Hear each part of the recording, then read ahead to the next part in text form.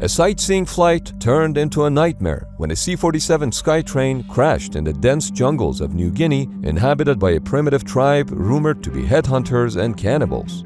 24 men and women stationed in New Guinea had boarded the flight, but only 3 survived the crash, 2 of them seriously injured, one of them a good-looking woman, and now at the mercy of an unknown tribe. Surrounded by mountains, there were no roads for cars, no runway for airplanes, and no helicopter could safely operate at such high altitudes either. But how, in the absence of a runway, the survivors ended up flying back 47 days later with the help of a C-47 Skytrain is not what you think, guaranteed.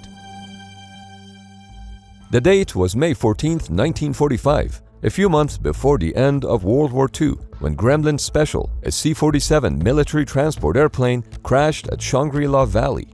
The B-17 search airplane that found the wreckage a few days later reported that there was no place to land, so follow-up planes dropped medical supplies, field rations, and a walkie-talkie.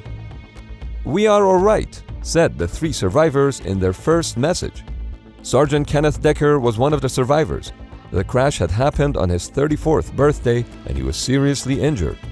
Another survivor was the 26-year-old Lieutenant John McCollum, who was not hurt badly, but his twin brother had died in that same crash. And finally, the 30-year-old Corporal Margaret Hastings, who had cuts and burns on her legs. It soon turned out that the Dani tribe who inhabited the valley were indeed primitive, but not cannibals. They were friendly with the survivors, which was a relief, but 2 of the survivors were in dire need of a medic on site. Filipino-American paratroopers volunteered to parachute into the valley to provide medical help and bring the survivors back. But there was a catch. Once the rescue team had been dropped into the valley, there was no way to get them out. The US Army was still working on a rescue plan. But if no airplane could land in the valley, how could they possibly pick people up and fly away? Well, it turns out aircraft not only can do airdrops, but also air pickups, all thanks to a dentist. Dr. Lytle Adams was a dentist and a part-time inventor. In the early 20th century, airmail service was restricted almost exclusively to metropolitan centers, unavailable to the majority of the country's population who lived in rural areas.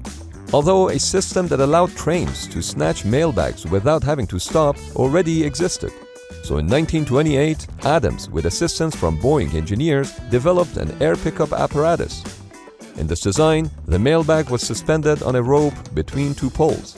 The aircraft would then swoop down and snatch the rope using a hook attached to a winch, which would pay out the rope to absorb the shock at the time of pickup. Adams called his company All American Aviation. By the way, Adams is the same person who invented bat bombs during World War II. But if this method allowed airplanes to pick up mail without having to land, it makes you wonder, what else could they pick up? Today's sponsor comes with a $15,000 prize pool, and this video you're watching is a new trailer for Warpath, the sponsor of today's video, a mobile game for military enthusiasts that not only enables players to strategize in real time, but also on so many levels, from battlefield strategies that control resource allocations to weapon strategies that make you gain the upper hand in combat. Now, the 5th version of Warpath brings more realistic and modern units and exciting FPS gameplay. You can use modern rocket launchers to deal a small amount of AoE damage to all enemies within the target area. Also, you can now be a sniper, hide, aim, shoot, and kill the enemy in one hit. Warpath puts you in command. With hundreds of tanks, tens of fighter jets, and a variety of artillery at your fingertips, you can fight iconic battles on the ground and from the air. The maps and terrain are based on the real world, so you can return to historical battlefields. Your real-time adjustment to strategy, troops, and weapons mean that you could even change the course of history. Most amazing of all is a $15,000 prize pool available in the online tournaments that Warpath will be organizing. Whether you're a new player on your own or a senior player who can invite a friend and join as a team, everyone will have a chance to win the prize. So click the link in the description to download Warpath, and don't forget to join the tournament. There is a link for that too. Yes! That was a sheep. What, you thought they were that crazy to air pick up humans? Because they were. Apparently, they would do anything to get spies in and out of enemy territory during World War II and after. Although this method didn't seem ideal for extracting the 3 survivors plus another 12 paratroopers one by one. You might say it looked kinda extreme. But if you thought picking up a human from the ground using a flying airplane was extreme, think again, because the engineering arm of All American Aviation, which later turned into All American Engineering Corporation, pioneered mid-air recovery. That's right, snatching people and even space capsules right in the air. So what happened to All American Aviation? Well, it turned out that mail pickup and delivery was not profitable, so the company transitioned into a passenger airline and was renamed to All American Airways, which later turned into Allegheny Airlines, then US Air, later US Airways, until it finally merged with American Airlines in 2015. The technology behind the mail pickup apparatus has in fact been used extensively in aircraft carriers to enable arrested landings. They are also used in aerial advertisements. Those airplane banners are snatched off the ground pretty much in the same way that mail used to be picked up. But the human pickup system had some limitations. For example, the pickup airplane had to fly quite low in order to snatch the line, which might not be possible in all terrains. In addition, much space was needed to clear the horizontal movement of the person being picked up. So in the early 1950s, an inventor named Robert Edison Fulton Jr. started developing a more advanced version of the human pickup system for the CIA, which was later featured in a James Bond movie. Robert Fulton was a Harvard graduate and had traveled the world on his motorcycle when he was 23 years old. The idea for his human recovery system was inspired by studying the way trains picked up mailbags in Great Britain. The Fulton Aerial Retrieval System, or Skyhook, was made up of a harness attached to a 500-foot line of high-strength nylon and a dirigible-shaped balloon inflated by a helium bottle. All this equipment was airdropped in a package for the person on the ground so they could get ready for pickup. The helium-filled balloon would raise the line high up in the sky. Then, an airplane equipped with two 30-foot-long steel horns attached to its nose would come in for pickup. The aircraft would aim for the line, and upon contact, a spring-loaded trigger mechanism would secure the line and release the balloon. Finally, the rope was reeled into the airplane. The beauty of this design was that the person was initially pulled straight up before being pulled forward. This would enable pickup in locations with limited horizontal clearance and was easier on the body. The balloon eliminated the need for the aircraft to dive down close to the ground.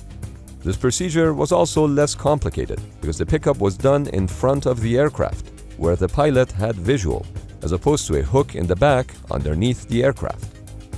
Despite the apparent high-risk nature of the Fulton Aerial Retrieval System, only one fatal accident occurred in 17 years of use. But back to our survivors in Shangri-La Valley. They seem to be doing quite well, recovering from their injuries and socializing with the Dani tribe. Those paratroopers, though, were busy preparing the area where the final pickup was going to happen. And lucky for our survivors, they were not going to be picked up like this. They were going to leave on an airplane, but not a typical one, because this airplane had no engines. During World War II, the US Army Air Force had developed a strategy to not only deliver paratroopers, but also jeeps, artillery, machine guns, and so on to remote areas that could not accommodate landing for large cargo airplanes. There were no transport helicopters around yet, so the solution was to load the equipment into gliders, like Waco CG-4, which was extensively used during World War II. Then, using a powerful aircraft, they would tug each glider into the sky. The gliders would then disconnect the tether and continue flying. A big advantage of gliders was that they didn't need a perfect runway to land on. A relatively small and unobstructed area was sufficient for their landing.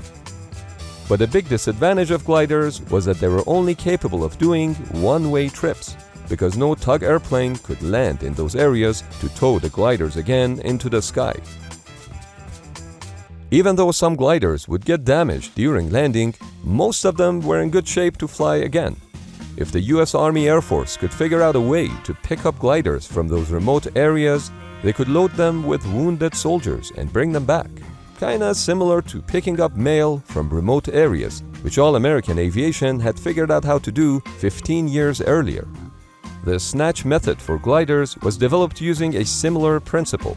It was just that the Tiger plane was more powerful, typically a C-47 Skytrain, and the rope, the hook, and the rest of the pickup system were a lot more heavy-duty. 4 weeks after the landing of paratroopers in Shangri-La, an area suitable for the operation of a glider had been prepared.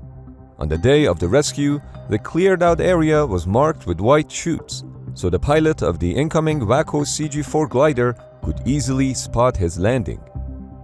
They wasted no time raising the poles and setting up the line in preparation for pickup. With the help of the local tribe, the glider was pushed around into position, and finally, the tow line was hooked onto the glider. A Douglas C-47 Skytrain, the same type of aircraft that had crashed and stranded the survivors in the valley, flew in, this time to snatch the line, and within a few seconds, the glider was airborne. They needed to gain 12,000 feet in order to leave the valley. Once above the base in Hollandia, the glider pilot released the tow line and made a safe landing on the runway 3 times. Because due to the elevation and thinness of air in Shangri-La, the glider could only carry 5 people at a time, so 3 separate extractions were needed to transport the survivors and the paratroopers. Everyone was greeted upon landing, although Margaret Hastings became a media sensation. The other 2 survivors, not so much. In 1959, 14 years after the crash, the bodies of the other victims were recovered from the crash site and brought back to be buried in the United States.